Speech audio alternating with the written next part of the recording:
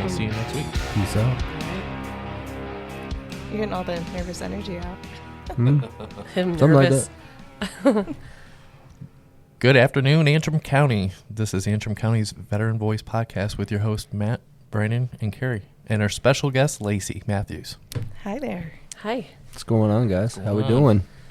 Doing good. How are you? Another week, you All know? right. Yeah. And we just had getting back from the COA. They did their Veterans Day dinner or lunch.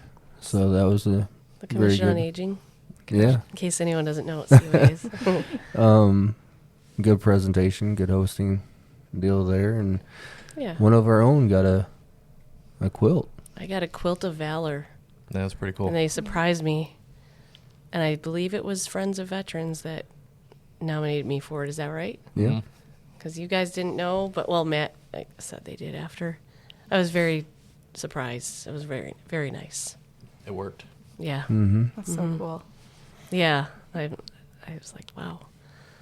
So, very, yeah. very honored. No, not Mhm. too bad. It was pretty awesome. Good spread there too. So, but yeah. Yeah. Anyways, so what's up, Lacey? Yeah, I thought it would be fun to come and speak today about Veterans Day and how we can best support our veterans. I'm a clinical therapist. I'm focused on serving our veterans through therapy, through focusing on mental health. And so thinking this Veterans Day about what does it mean for us to create spaces for veterans to feel safe to share their stories, get your perspectives, maybe experiences on sharing your own stories and maybe some of the things getting in the way of sharing stories. Does that sound good? Yeah. we're Nice. here. I like it. So what brought veterans to your heart? Yeah, my brother is a veteran, and the transition back into civilian life after combat was not easy. There were many challenges in the way of not feeling like he could share his story. And as his sister, I didn't always know how to ask him or to talk about it, which I think is a common experience of a lot of civilians of what's safe to ask about. Yeah. How do we know it's important that the number one preventer of mental health issues for veterans is if they can talk, but then how do we create spaces? So I would actually be curious what were ways you felt safe to tell your story or not tell your story. Mm-hmm. Well, honestly, let's go back to the first thing you said. Yeah. You know, we've been harping on this for the last 2 weeks, actually, ironically, about the transition out of the military Yeah. in itself, and Even what if there was no combat. Oh yeah. Mm-hmm. I mean, you spend how long as a soldier, and then when you get out, that's no longer your identity now, right? Yeah. And you, if you don't plan well and don't have a good support base behind you, getting out, it's an experience. I know I got lost in the muddle there, and hit some of the lowest parts of my life during that time. So I wish there was a better way, to help guide them through and see all the resources that are out there, and continually, improve that, Yeah. Yeah. It's tough when you go from being somewhere that you have to stay organized and you have to follow exact rules. Everything has to be a certain way. And then nobody knows, like, when you get out that you are a veteran, or they have no clue. I mean, it's not like you're going to, especially women. We're not going to wear the veterans' hats and the shirts, and it's just, it's just very, it's difficult. Yeah. Nobody understands. It definitely feels like nobody knows. Do you find that it's not often assumed you're a veteran because you're a woman? Absolutely. Yeah. I get asked for ID if I say that I'm a veteran for like a discount, or often I won't do it because I just don't want to. Yeah. Yeah. That's you stupid. got to fight for your right. It's a party. Yeah. I had it. We have talked about that some in I'm earning this certificate to work with veterans. I'm an MSU student. I know. So gross. I'm sorry. I'll Go take blue. it. I'll take it. But that there's so much work going into becoming, a service member. You go through boot camp and you get all this training, but then at the end, there's nothing really. Or at least was that your experience that, you're done and welcome back to civilian life. Yeah, it's not even a welcome back. It's just, Yeah. there you go, left to fend for yourself to figure out what's the next chapter in your life is, so you mentioned your brother had a hard time with that. Now, you're not a veteran, right? I am not a veteran. Okay. I'm a full civilian. Full civilian?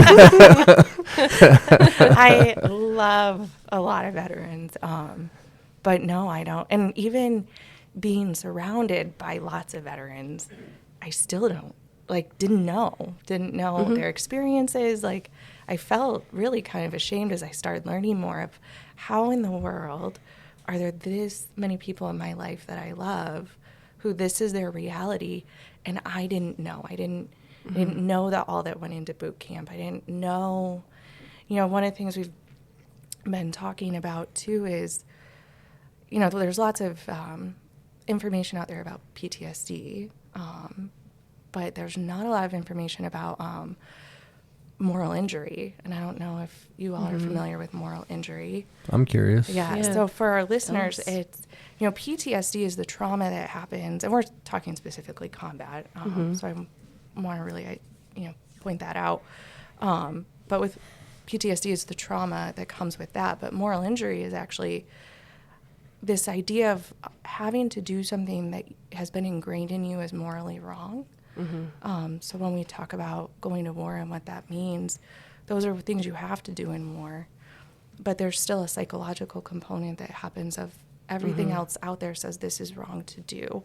Or we've saw it a lot with Vietnam veterans where maybe they were disillusioned with why they were doing what they were doing.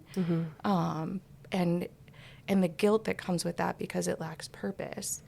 And so moral injury is, we're learning more about it, but the research is showing that it causes a big impact, but there's not a lot of ways to even talk about it because we don't even know what it is. And that's the hard part right there, right? Yeah. Yeah. But it's interesting. It'd be something to dive into. Yeah. Yeah, we could dive into it more. Yeah, I've honestly not heard that term before. Now, you made mention of, when your brother got out, and we kind of hinted at this as well, and it's just nothing. Yeah. Right? And then you just made mention that, even though we have all these veterans around us, we don't know. Right? Yeah. But how often is it ingrained during our service time that we don't open up, we compartmentalize it, and then we carry that, then on. That doesn't go away from us when we come out of the military. We still got that big bag, and we're not willing to open up and face or tell other people or be vulnerable in that kind of sense. And that I think that's a big part of, the difficulty, because we're not allowing other people to help at that point in time either. Yeah. Right. Yeah, that training that tells you, well, it's kind of the thing that probably kept you safe. Did you feel like that, where I have to compartmentalize this to emotionally handle this? You got to continually move on, right? Yeah. You don't get the time to process. Right. Have any of you found things that helped you decompartmentalize? Therapy. Yeah. And I have not seen combat, I'll point out again. But, I was going to say drinking. But just the transition in itself, Yeah. Matt, you actually just said a really, I think, important thing, which we haven't really touched on, which is the use of alcohol or substances to cope, which makes sense, right? That's Oh, yeah, definitely. I see a lot of it in our vets. Never really changes in between each generation. I think it's all that self-medication kind of thing with trauma. It comes up a lot. Mhm. It's unfortunate, but sometimes that's the only way to deal with it. You know, a lot of these guys don't want to talk. A lot of the gals don't want to talk. Yeah. Don't blame 'em. You've mentioned that you see it come across like generations. So you're still seeing it crop up. It's not Oh, like yeah. you're seeing the older veterans, you're not seeing a big difference. Is that what you're saying? Yeah, it doesn't really matter. There's no real rhyme or reason. It's just, you know, from Vietnam all the way to Iraq or Afghanistan right now, same thing. Yeah. Which makes sense when we talk about there's not a way to decompartmentalize. It's where you're just kind of thrown into civilian life and then what's out there to medicate with. Right. And candy, like you just handed me. Yeah. Yeah. Call him the fiddler. The fiddler. Yeah. At least I'm not on the roof. Dad joke number 1. Uh-huh. I love it. Keep them coming. Yep. Yeah. Yeah, I do remember going to what they called TAPS, which is Transition Assistance Program. And to me, it seemed like just a paper to fill out or a check marks to say, oh, they went through the Transition Assistance Program. All set. They can go. It's going to be fine. Yep. And it was not fine, and it was not easy. Yeah. Yeah. I was going to say my TAPS class was basically getting there in the morning, signing the little roster in the back, you know, to make sure you're accounted for, and I just left. Because it was just the same thing over and over and over and over again. Just, you know, things I already knew. And it's just PowerPoint and Yeah. Yeah. Like to say that they did it, and, oh, well, we did this. Why didn't it? They don't care if it worked, I don't think. No. I mean, it doesn't seem like it. So there wasn't like connecting you with services that if you needed them. Sort of. well, the TASK program, you know, it's meant to do that. And every command group has a different standard within its program itself. So it's not a standardized program throughout the entire, even branches, you know. So throughout the entire military, it has a different standard per installation, per command group. They will have a presentation. My experience, I mean, we went into the building, death by PowerPoint. These are, you know, what you need to be worried about, resume writing. I think they had a career event there as well. They talked about, you know, benefits that you can get when you get out and stuff like that. So, but it was never really expounded on, Yeah. and there was no follow through with Yeah. it either. So if you were staying there around the post, probably better information, but if you're moving back to somewhere else, you have no idea, right? And it doesn't, mine didn't necessarily have anything to do with like VA disability, you know. It talked about TRICARE, how you get to carry that on for the next year after you got out, I didn't even know that. I didn't either. Oh, wow. you know. So again, you know, you go through this class that's supposed to prepare you, but it becomes more of a check the box kind of scenario. Now that's not all in the command group or the Yeah. DoD by any means, because guess what? Us as soldiers bear some of that responsibility, but we're focusing on a lot of things at that point in time. It's a very confusing point, like we just pointed out, right? Not only are you getting out of the service, trying to figure out your next chapter in life, what you're going to do, how you're going to provide, and stuff like that, but now you also have to worry about clearing the post, right? Yeah. And all that takes, I mean, depending on the post you're at, you'll have about 3 or 4 pages of places you have to go, clear through, check and get their signatures off. If you don't get their signatures off, you don't get your clearing orders or To get your you know, DD-214, DD-214s or anything like that. So there's a lot more going on the outside than just focusing on the class at hand, Yeah. you know. And it all takes time, and they all have mandated time slots as far as when you have to have it done before it can be processed in time for you to get out. Oh, wow. So you're doing both at the same darn time. Yeah. What's going to take more precedence, this class or clearing, you know? Yeah. So Yeah, I would imagine the clearing would take more precedence. You said something about it's different maybe if you're closer to a post, but if you're not, like you go back home and it's, I mean, I would imagine here we're in this rural, I can never say that word. rural. You did. Rural. You Rural. said Did I? It's like that road. Lad. There's like the second R that I could never get. But we're in this rural area. Our services are limited. Yeah. I currently work in addiction treatment. We have only a couple really in the area. So I would imagine it's the same for veteran services. You're here in kind of the small town of Bel Air. Do you find that as you're working with veterans and your own experiences that this rural setting can present some challenges? definitely. Yeah. Yeah. Mm-hmm. Yeah, I think. But he just looks this way. Wait, give it up. You need a third yes? No, I think, honestly, I mean, it's kind of the trap that I got.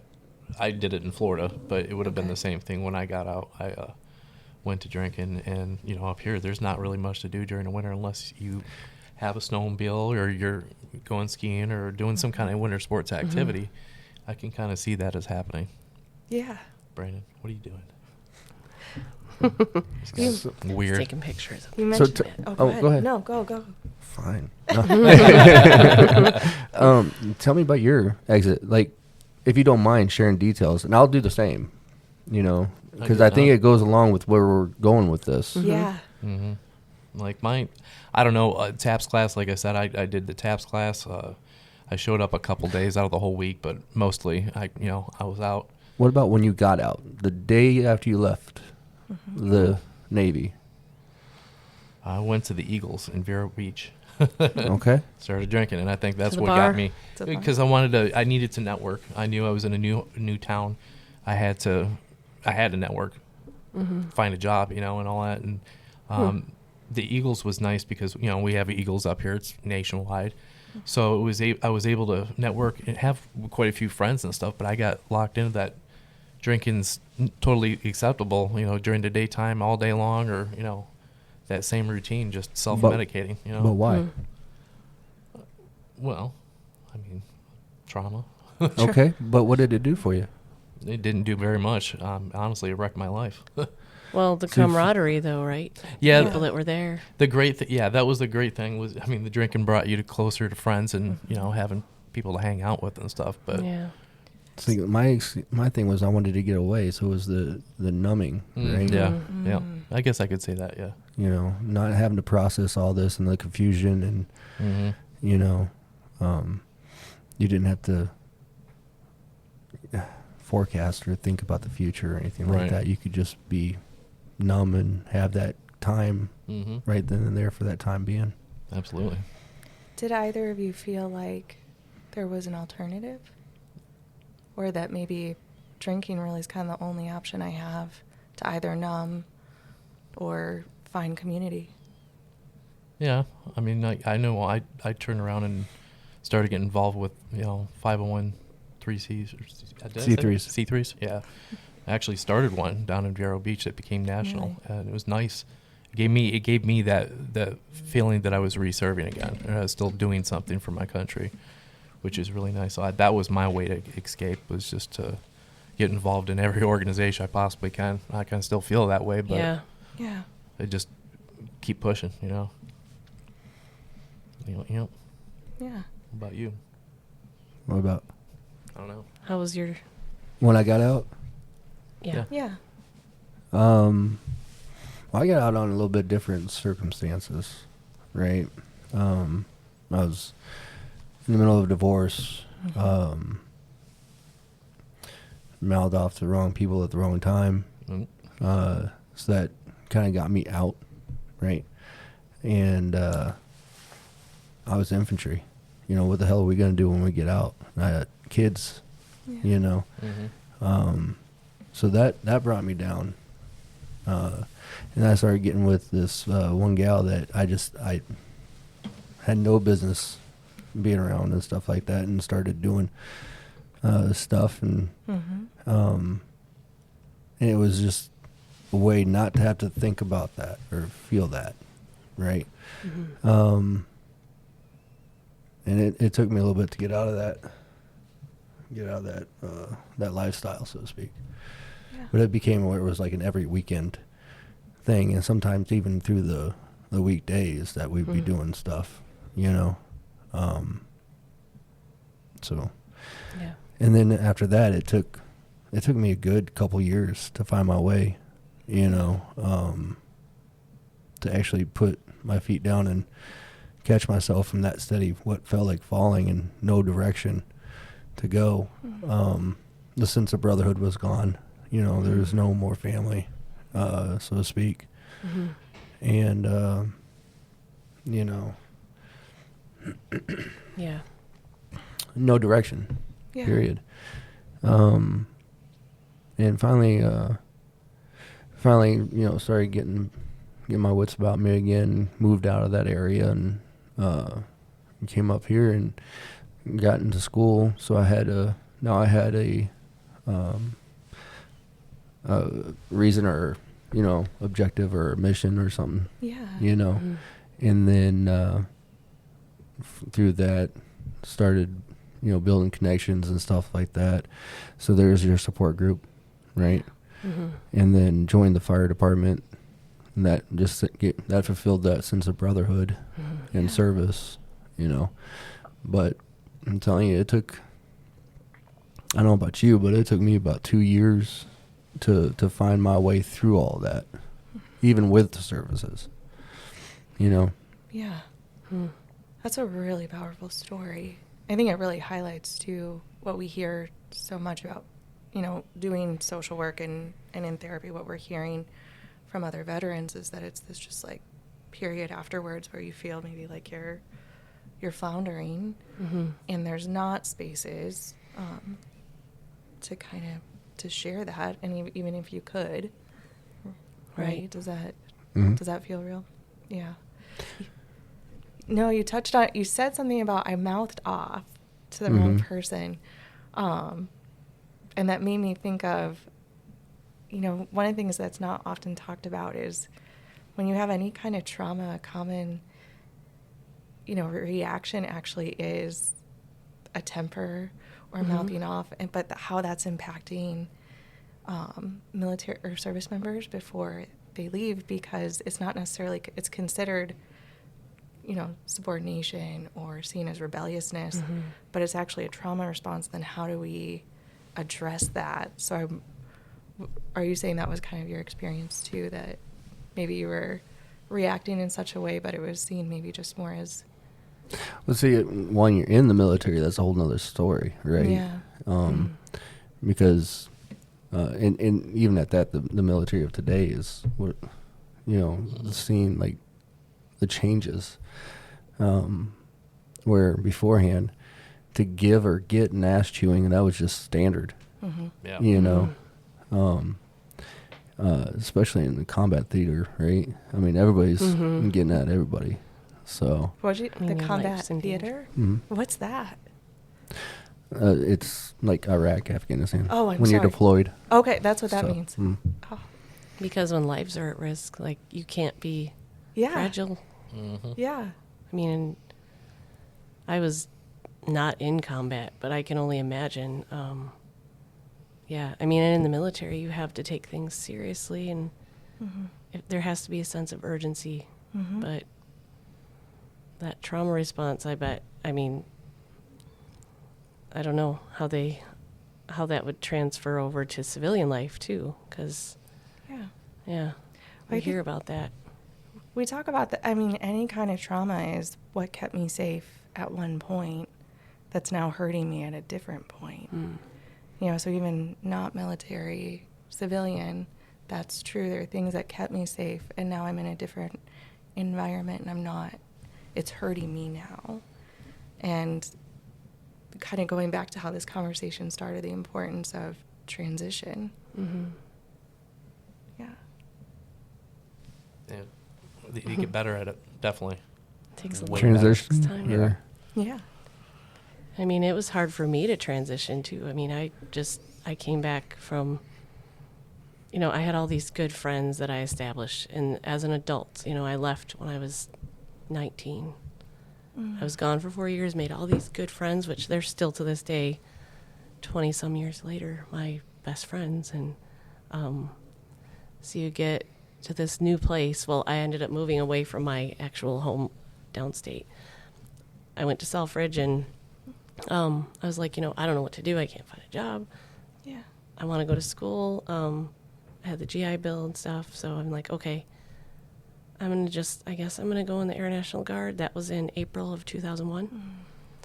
And then they hired me also as what's called a technician. So I was paid civilian pay, but had to wear my uniform every day to work, which a lot of people don't.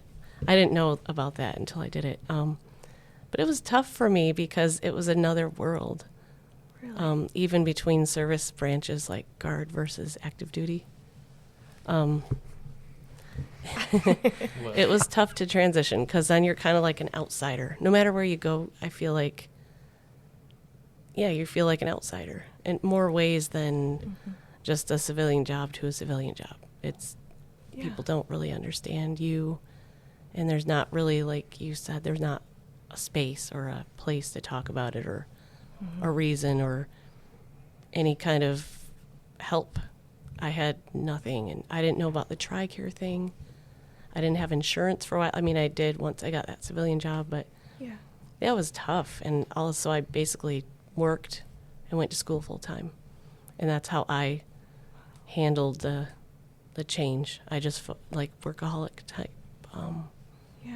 mindset, so then I didn't have to think about. I don't have people here that are going to support me. I mean, my family was like an hour or more away. You said something there that I really resonate with. Like, you constantly kept yourself working, right? Kept yourself busy. Yep. Don't stop. Because if you do, then you're... Now you stop and thinking, right? Yeah. And you're reliving in... 100%. That's a huge thing I've noticed for me, myself. Oh, big time. Yeah. And there are other traumas aside from combat, which we don't need to... that happen when you're in, to most people, if we're being honest. Yeah. From what we've seen and what I know for myself. So there are things you don't want to deal with, and you just think, I just got to move forward. Yeah. And my future is going to be better. And, you just try. And it's very difficult, though.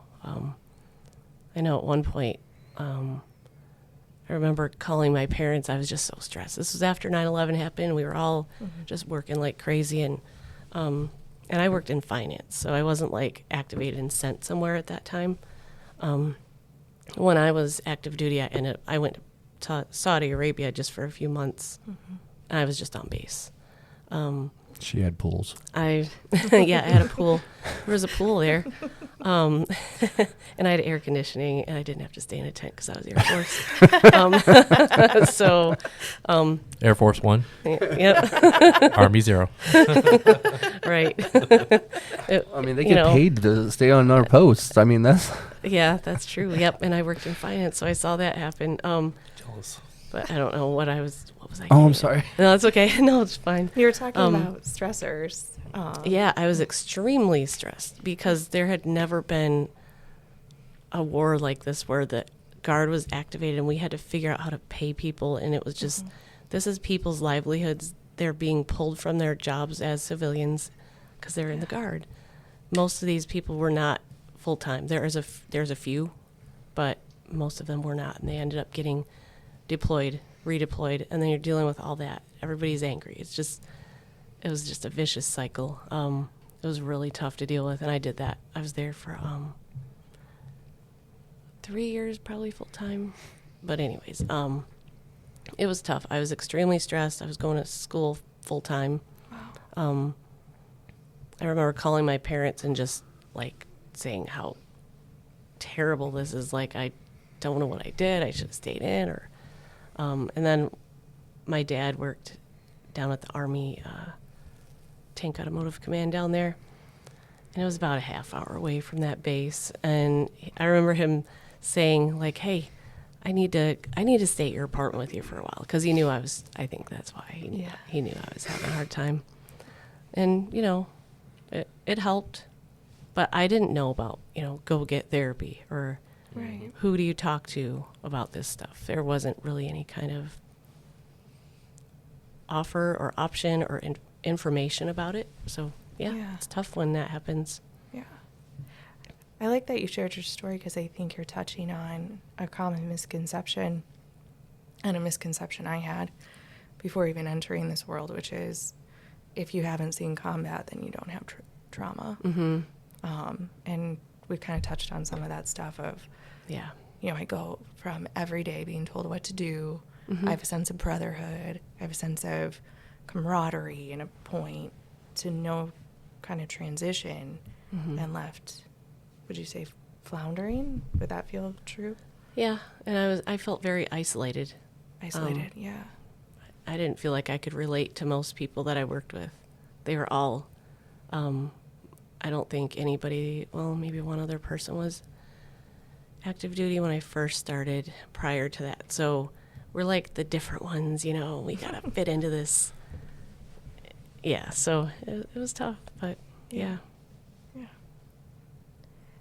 Which kind of leads to maybe a heavy topic, but an important topic to talk about, which is what isolation can lead to. We talked on or Mhm. touched on substance use, but also ultimately how that can also, the topic of veteran suicide, Mm-hmm. which, we know veterans account for 7% of the population, but 13% of all suicide casualties.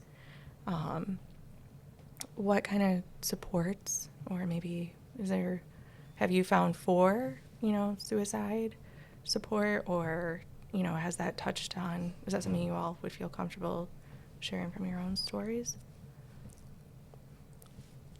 Sure. Oh, wait, I mean, go on, why- it's fine. First, I don't have anything. Part of it, Carrie, I think you and I had chatted earlier about, Yeah. you said there was a hotline. Yes, Yeah. to call 988, which is that national hotline for anyone. Mhm. And then you press 1 if you're a veteran. Mhm. And I know lots of people that have used it.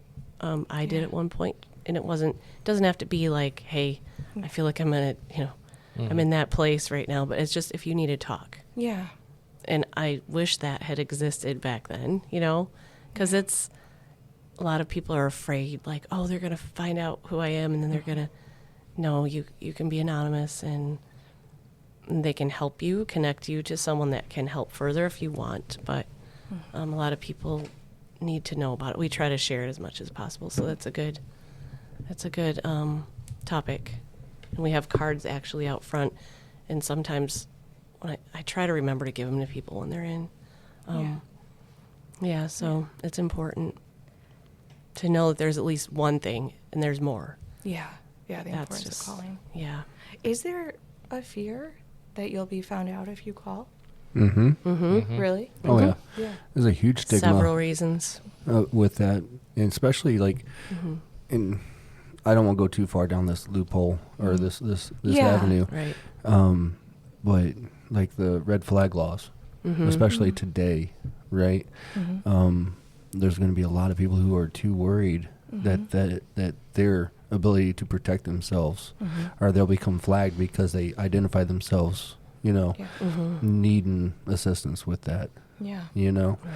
and then even before that, we have people in the community that hold specific jobs, and they have to maintain certain qualifications for that, and for them to identify that they have this kind of struggle going on.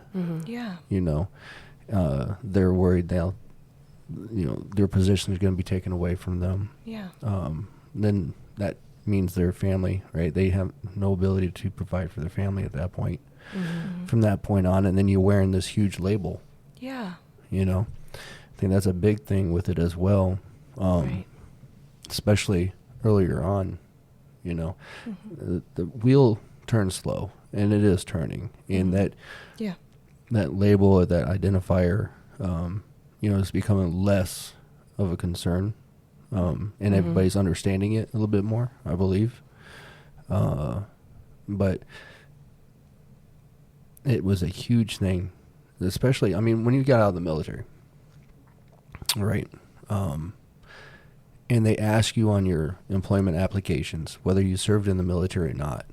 Now, they used to use that because, and whether it wants to be admitted or said out loud or not, you know, is do they want to deal with this kind of person because of, you know, the readjustment, you know, their mental health status and everything like that. So it's such a touchy piece there.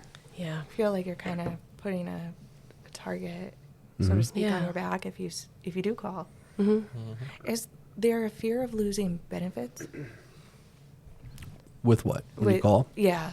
Like, is that a piece of it? But just being No. identified? Yeah. Yeah.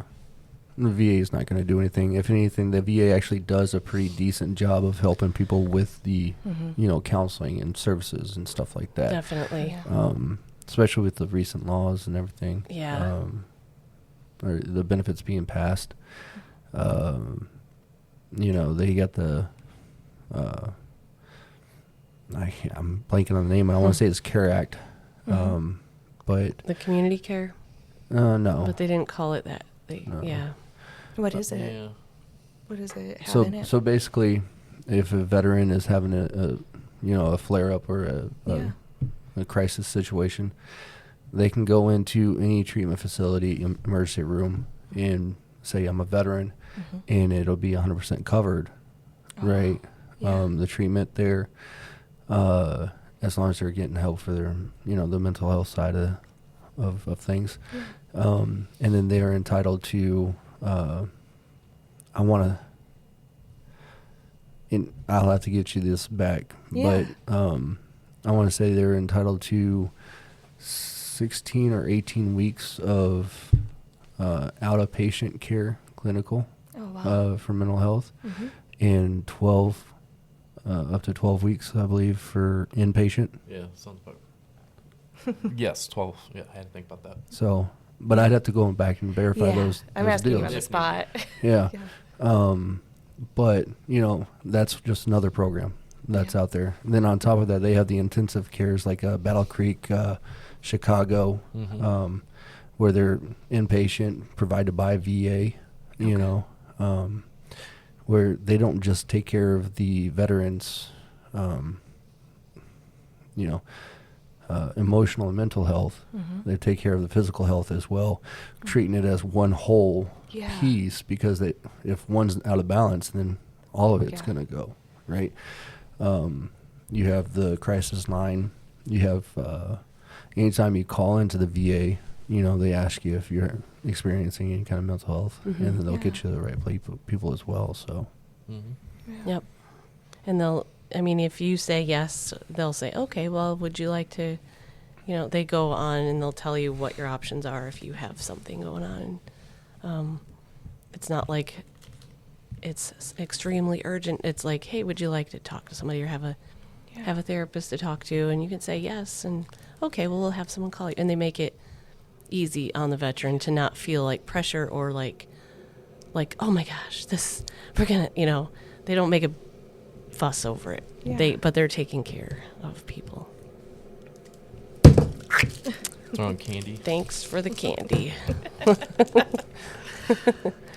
We need to get videos of this. I know. This is Yeah. great. You know what I'll be doing this weekend? I'll Uh-oh. get on YouTube and see how to put a camera on this thing. Oh boy. It'll be fun. Get a few different angles. Yeah. Yeah. Yeah. And then you can come back again. Oh, I'd be honored. Yeah. No. By the way, Lacey's our first guest Mm-hmm. on our podcast. Very first Well, thank you for breaking ground. letting me join. Yeah, I'm glad you came.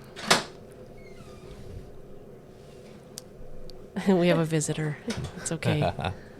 We're going to kick him out now. but did you have any other specific questions or anything else you'd like to talk about? I know we're kind of running. Yeah, I feel like this covered a lot of important topics. I think talking about removing the stigma of reaching out, knowing that importance of knowing that you're not alone, that these experiences are common. So first, really just thank you for sharing your stories. And then, I know we had chatted a little bit about this idea of, think a veteran. We have Veterans Day coming up, and maybe how do we move beyond just a simple thank you and into how can we better support our veterans? Wondered if any of you had any things where you feel like that civilians can do to support more. Not to put you on the spot again. Usually I feel like I'm like, you don't have to say thank you. It's kind of awkward for us Is it? usually. Very awkward. Very awkward. You never know what to do or what to say. No, because I'm just like, I didn't really do anything. And I'm like, I'm Yeah. fine. I'm like, okay. Yeah. It was my job. Not a big deal. And you don't know what to say. It's uncomfortable. But Yeah. I would not go around and say, do not say thank you to a Right. vet either, because Right. they put in a lot of sacrifice. But Yeah. along with that, the family did too. Yeah. They went so many different times without having them there. Right? Yeah. I got one area. What's that? You mentioned it earlier, Mhm. right? Asking, like, Carrie, you go to the store and stuff like that. Do you get identified as a veteran? Or do they just take it for granted and think it's your husband or spouse or whatnot? Mhm. Yeah. Female veterans do not get nearly the recognition they deserve. Absolutely. And it is just automatically assumed in the social, Yeah. hemisphere that if they park into a veteran parking spot, well, the husband must have served, right? But with that, though, also female vets they tend to let go of that identity for more of like either marriage or family or a whole nother separate identity. Yeah. And we want to blend in. We don't want to Yeah. stand out, because for a man to serve, it's like a cool thing, like, wow. And not that it isn't for a female, but it's like Yeah. normal. It's like a normalized thing for a man to be in the military, but it's not. Still, it's not. I mean, I think we make up 10%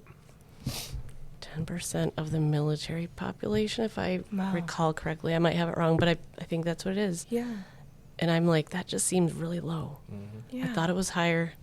In the the U.S. population, I believe it's also similar. Like it's 10% of women. No, I don't know what it is. I don't even want to say, but it's low. It's a low amount, so people don't expect it. It's not like, oh yeah, when there's all these men that obviously have, and then we don't want to stand out, and then it's weird. Like we try to fit in and assimilate with other women and moms, and we have families or whatever, and people are almost like awkward around us, or they might be. If we don't get to know them first, I will not say right away that I'm a veteran, so I won't share that for a while. Yeah. I'll let them either figure it out on their own. It's not like I'm trying to hide it, but I'm also not going to bring it up. Yeah. It's just the truth. Because people have their stereotypes and their things, and that's okay. But it does make it more difficult, for sure. Yeah. Mm-hmm. That makes so much sense. I would imagine hope it's safe to say our kids go to school together. Yeah. So, right, like when we're sitting around talking with these other moms, Yeah. especially as a woman, I would imagine that's hard to kind of bridge, with many women's experiences versus men. Maybe it's just kind of assumed that, it's going to be more relatable. Right. Does that feel true? No, yeah, for sure. And the stereotypes, that's the biggest thing. Not every single veteran has seen combat. Not every single veteran has PTSD. Not every single veteran's a mean, grumpy, guy with a Just Brandon. vet hat. Right. We're all different. We all have different Yeah. stories. That's the one thing Yeah. I get sick of, honestly, is Right. he's a vet. Like, Or, He must have. he's Like a veteran. feeling sorry for you. Yeah. They they instantly think that we're broken, and we're really not. Even if we are, Yeah. Yeah. we're not that bad. right. No. So really the importance of learning your personal story, right? You just said it, not every veteran has PTSD, and for your listeners, like only 20% Right. will get PTSD. It's still high. Like Yeah. it's 500,000 veterans from Iraq and Afghanistan, but it's only 20%. So when you assume that that's all, what kind of harm are you causing? Yeah. Yeah. Like, we're just people. Everybody's Yeah. got different stories anyway, but yeah, She thinks she's people. I'm people. Well, I think you're all pretty cool people. Thank you. I want to hang out with you guys all the time. All of a sudden, I Anytime. got Soylent Green as people in my head. I don't know where that came from, but I'm like, Soylent Green. I was thinking like Archer when Oh, he's too talking funny. about the butler. Oh, yeah. Look at him, Mom. Thinks he's people. You can sit with us. I don't know what they're talking about, so you know. Adult Swim. It was Adult Swim. Yeah. Adult way Swim. back when. Yeah. See, it's I've never seen nope. it. adult, It's a adult, boy. adult I think it's- cartoons. I'm telling you, Archer, watch it. It's like 12 seasons now, but it's funny as shit. Is Oh, it yeah. also an adult cartoon? Yeah. Yeah. Okay. It's Yeah, don't bring it on the kids. Please don't do that. Gary, we need a mom show night. Yeah, we'll have to. Yeah, we'll have to hang out again. Yeah. Yeah. Yeah. Well, Heck yeah. Yeah. So it is almost Veterans Day. Yeah. We got that blood drive. Yep, in Going Central on. Lake. Mm-hmm. You coming out? You gonna donate? if I'm allowed. Why wouldn't you be? I'm But- never allowed because of my iron levels, but Too low. Same here. Mine's always like just low, a Yeah. little bit low, yep. but Maybe I'll eat some steak this weekend. And yeah, There you go. That's what There I you go. said I'd do. Yeah. There you go. You're Good s- idea. Where at in Central Lake will it be? Amvut's post. Okay. Yeah, you know that's it. I think so. Central, well, there's It's not even a next- stoplight. Yeah, I was gonna say Yeah, you can't right. miss Yeah. it. It's like right next to the gas station. Yeah, Yeah. the BP, right Yeah. behind the Perfect BP. location. What Mm. time? 10 to 3 Okay. Yep. Anybody can come and on donate Monday. blood. Yeah. Mhm. On Monday. Okay. Yep. And then I think after that they're having a dinner Mm-hmm. at Mhm. that post for people, for veterans and families. Yep. Yeah, so Lacey and I are going to go have steak and watch this cartoon. What's it? Archer? Archer. Yes. Yes. I like it. Kidding. I like this I like plan. You gotta get the listen. If you're gonna watch it, you gotta have like the box wine, like we were talking about. Oh, yeah, earlier, we you were know, Get some so- friends here. Keeping it classy. Gotta get it funny. classy. Yep. Yeah, Oh man, that's too that's funny. funny. But then also, Manslona has a dinner going on. Yeah. Yep. They. Yeah, I think that was the same time. I think. probably. Almost I think it was earlier. Dinner time. Trying to Is see it the- 5? trying Yeah. to see the sign. I don't know. Well, they are on our Well, Facebook it's on our page Facebook, and yeah. everything. So, yeah. And then I don't know about Oh. Elk Rapids. I don't know what they're doing. I haven't heard sure. anything That's from a good them. question. Damn it. I don't think. And that's doing anything? I'm not sure, and I feel bad now. But there's so much. There's so much going on. You can find something if you want to I feel like for this. Veterans Day, and there's a lot of free dinner like places that do Mm-hmm. things for families. I think Rico's in Traverse City is Oh, yeah. one, and then Applebee's, right? Applebee's. That's Yep. a big. Yep. It's always been the big thing. Yeah, I've never gone to it, but I know my parents do. Get that 'Cause double my crunch dad is- shrimp, you know. I've never had that. We need a golden Sounds good. corral just Yes. for veterans. Oh, Just yeah. for Veterans Yes. Day. Yeah. Every Veterans Day, that's what we used to do is go to Golden Corral. It was just Oh, yeah? steak. You can have stir fry at the same time. You can get, it's amazing. Yeah. Mm-hmm. Yep. Put the PSA out for Northern Michigan. Yeah. Golden Corral. Yes, Bring please. your butts up here, please. All right. Oh, man. And thanks everybody for sharing pictures on our Facebook page of your time in service. Yes. It's been really cool seeing all those, and We got some projects yeah, coming forth with those, so don't worry. yeah, That's going to be fun.